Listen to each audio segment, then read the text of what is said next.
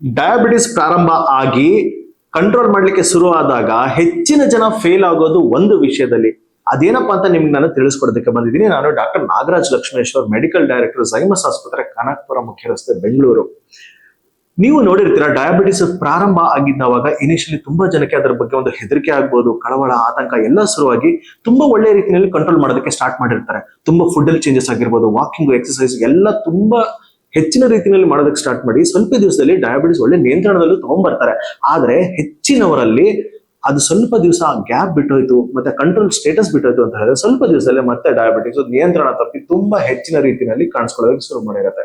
ಇದಕ್ಕೆ ಕಾರಣ ಏನಪ್ಪಾ ಅಂತ ಹೇಳಿದ್ರೆ, ನೀವು ಡಯಾಬಿಟಿಸ್ಗೆ ನೀವು ಮಾಡುವಂತಹ ಏನೇ ನಿಯಂತ್ರಣಕ್ಕೋಸ್ಕರ ನೀವೇನೇ ಕ್ರಮಗಳು ತಗೊಳ್ತೀರಲ್ವ, ಅದು ಕನ್ಸಿಸ್ಟೆಂಟ್ ಆಗಿರ್ಬೇಕು ಮತ್ತು ಕಂಟಿನ್ಯೂಸ್ ಪ್ರೊಸೆಸ್ ಆಗಿರ್ಬೇಕು. ನೆನ್ಪಿಟ್ಕೊಳ್ಳಿ, ಡಯಾಬಿಟಿಸ್ ಅಂದ್ರೆ ಯಾವುದೋ ಒಂದು ಟೈಮ್ ಅಚೀವ್ಮೆಂಟ್ ಅಲ್ಲ.